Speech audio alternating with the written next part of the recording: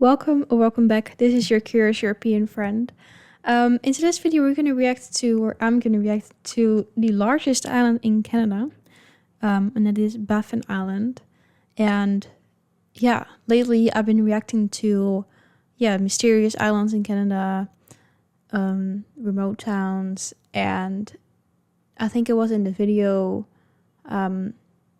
about, some facts about Canada's geography that I found out that this was the biggest island, and so I wanted to know more about this. I think it's the fifth largest in the world.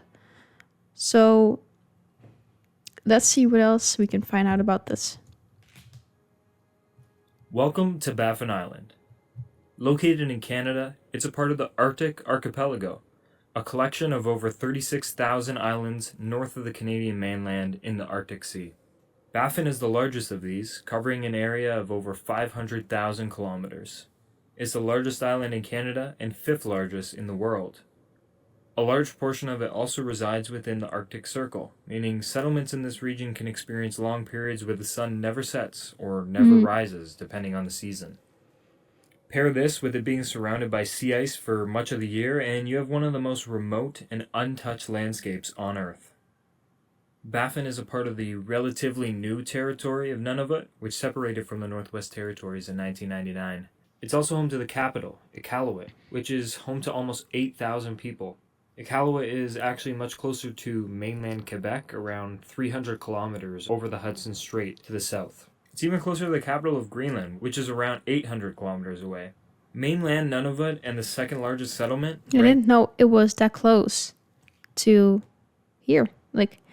And also 8,000 people. That doesn't sound like a lot, but that's still kind of a lot for what I was expecting, because this seems so remote and cold, and like you said, dark. For a lot of the year, that I was not expecting there to even be 8,000 people. Inlet is about 1,200 kilometers away. The physical geography of Baffin Island is spectacular and often record-setting as well. The popular ones are mountains and fjords, and we'll talk about those in a second, but one of my favorite examples of this is Nettling Lake. It's a freshwater lake located toward the south end of Baffin Island. It's frozen most of the year, but it's the world's largest lake that's on an island. With an area of over 5,000 kilometers squared, it's dwarfed by some of the other lakes in Canada, which are famously the largest in the world. But for geography nerds like me, this fact makes it just as special as some of the more famous spots on the island, which we'll take a look at now. All it takes is some zooming in on Google Earth to see how many fjords cover the coast of the island, mostly along the northeast side. Sam Ford Fjord and Eglinton Fjord are some of the more well-known ones. They are Inuit-owned land and a traditional hunting ground for the people living in the area that encompasses the Clyde River and hundreds of kilometers northwest and inland. The fjords are known for their active glaciers that creep along the landscape and awe-inspiring peaks that rise abruptly from the shores to heights of up to 1,500 meters above sea level. The Baffin Mountains run along the northwestern coast of the island and are part of the Arctic Cordillera, which is a chain of mountain ranges extending from Ellesmere Island to northern Labrador and Quebec. Inside of this mountain range, you will find this national park, which is home to some very famous mountains, including Mount Odin, Mount Thor, and Mount Asgard. Odin is the highest of these and the highest peak on the island at approximately 2,143 meters, although this is disputed. Mount Thor is known for its sheer wall face, which is Earth's greatest vertical drop at 1,250 meters. Mount Asgard stands out for its unique shape, having two almost identical flat-top towers, separated by a dip in the mountain. It almost looks like, if you squint a little bit, maybe, it almost looks like tree trunks. I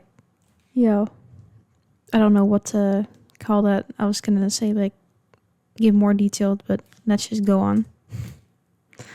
All of these are hidden gems for adventurers who flock here for the challenging climbs and breathtaking views. People will come to camp in this national park for days or weeks to see the incredible mountain range and northern lights along their journey within the Arctic Circle. The Inuit people now currently inhabit much of Nunavut, northern Quebec, and Labrador as they have for the past 1,000 years, and both their culture and identity has remained strong over the centuries.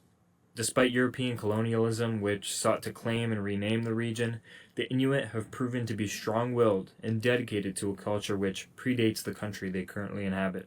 This is evident by the Inuit retaking their original name for the city, Iqaluit, renaming it from the European name, which was Frobisher Bay, after the bay that the city resides in. So, since humans have lived in such a desolate place for thousands of years, there must be some resilient plant and animal life on the island as well, right? Most of the life is towards the southern part of the island, obviously, as the majority of the northern part is above the Arctic Circle. For land animals, you could see polar bears, Arctic wolves, foxes, and hares. It's a summer destination to migratory and nesting birds, and there's even a large migratory bird sanctuary on the southwestern coast of the island. Marine visitors and residents include seals, walruses, Like, think about how resilient all these animals are to be able to live in these circumstances as well. It's crazy. beluga, and bowhead whales, which actually, side note, have the largest mouth of any animal on Earth. And of course, there are many species of crustaceans and fish that are surrounding the island.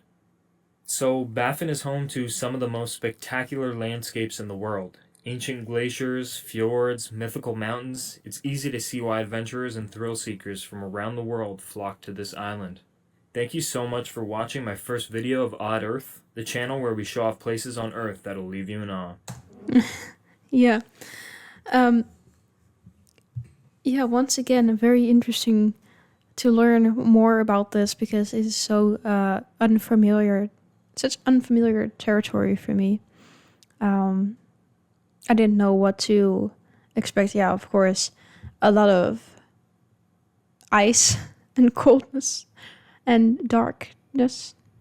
But yeah, it seems really beautiful as well. And respect to the people who live there. But yeah, that is so crazy. And also the animals, like how resilient everyone is. All the life that is there. And yeah, I didn't really know that people even traveled there because I had never heard about it. Well, I knew that, there were islands there, but I didn't hear of Baffin Island. But yeah, so interesting to see. If you have any other comments about this, and let me know in the comments below. And I hope to see you in the next video very, very soon.